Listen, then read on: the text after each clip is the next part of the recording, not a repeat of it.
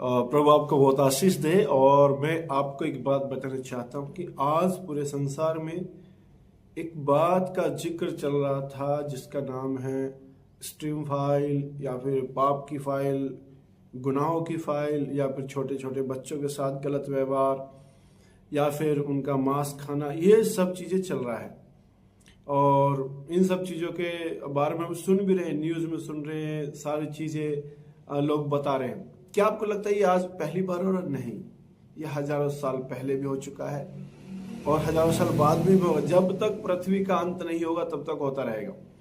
अगर आप बाइबल में जाते हैं, बाइबल में एक किताब है जिसका नाम है दूसरा इतिहास, और उसमें 33 दूसरा इतिहास उसका 33 अध्याय और 1 से लेकर जब 9 पद हम पढ़ते हैं, उसमें एक राजा का जिक्र है जिसका नाम है मनुष्य। मनुष्य ने अपने पिता हिजकिय्याह के बनाए हुए पवित्र स्थानों को ढा दिया और उसने बाल देवता के लिए मूर्ति बनवाई, असेरा नामक मूर्तियों को बनवाया। लिखा है साफ, और आकाश के जितने तारागण थे उनके लिए दंडवत करने के लिए उसने मूर्तियां बनवाई।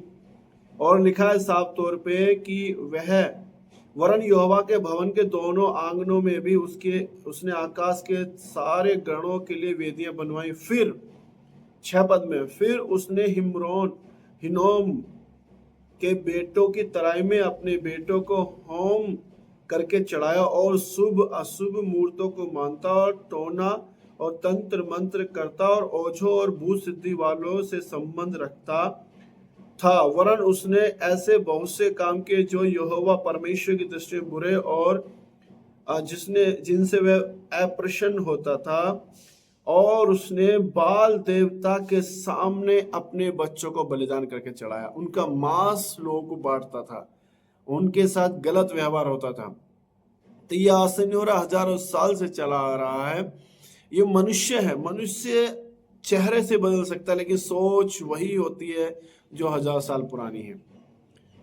मैं ये कहना चाहता हूँ आपको कि जो यहाँ पर लिखा हुआ है ये बाइबल आज का नहीं है, हजारों साल पुराना है। प्रभु यीशु मसीह से आने से पहले की भविष्य बातें हैं जो इसमें लिखी हुई हैं, हजारों साल पहले की बातें हैं। आज भी लोग ऐसे ही हैं। आज लोगों का विचार मन नहीं बदला है लेकिन बदल सकता है। अगर आप चाहें तो उसे बदल सकते हैं। कैसे बदलेंगे?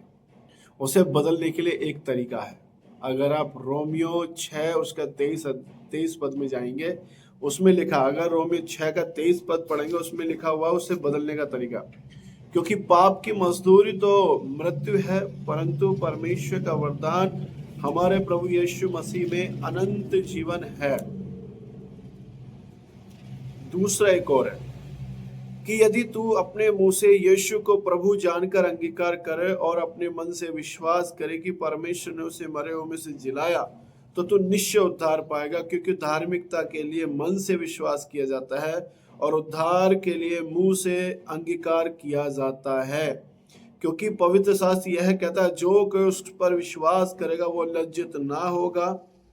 क्योंकि जो कोई प्रभु का नाम लेगा, प्रभु यीशु का नाम लेगा, वो पापों से उद्धार पाएगा।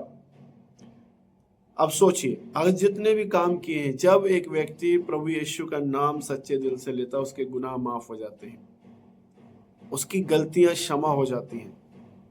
अब आप सोचिए, अब ये कह सकते हैं कि अरे जो व्यक्ति इतने गलत काम कर रहा है, 80-90 साल की उम्र में गलत काम कर रहा है और वो तुरंत प्रभु यीशु ग्रहण कर ले, तो क्या उसके पाप क्षमा हो गए?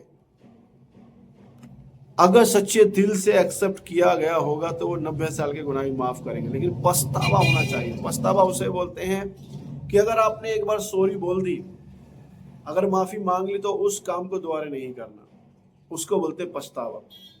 अगर आप माफी मांगने के बाद भी उसी काम को बार बार कर रहे हैं तो वो माफी सिर्फ आपके मुंह में है, परमेश्वर के सामने माफी नहीं है। इसे लिखा हुआ है कि जो काम आपने कर दिया है, अगर आपके दिल में खेद है कि मैंने गलत किया, उसे आप माफी मांगकर परमेश्वर के सामने छोड़ें, जो आपके गुनाहों को माफ कर सकता है। जब हम अपने मुंह से अंगीकार करते हैं, प्रभु सच में तू ही उद्धार करता है, तू ही पापों को क्षमा करने वाला, तू ही गुनाह को क्षमा करने वाला है, तो परमेश्वर प्रभु यीशु आपके गुनाह को क्षमा करता है। और क्षमा होने का सबसे ज्यादा जो सामर्थ है वो प्रभु यीशु के लहू में। जब हम यह विश्वास करते हैं कि प्रभु यीशु के लहू से हमारे पाप क्षमा होते हैं, तो आप याद रखिए हम धुलकर साफ हो जाते हैं। इसलिए प्रभु यीशु मसीह ने कहा कि जो उसका नाम को लेगा और विश्वास करेगा उसी का उद्धार होगा। आप याद रखें, आज से ये बातें नहीं चली आ रही, हजारों साल चली आ रही।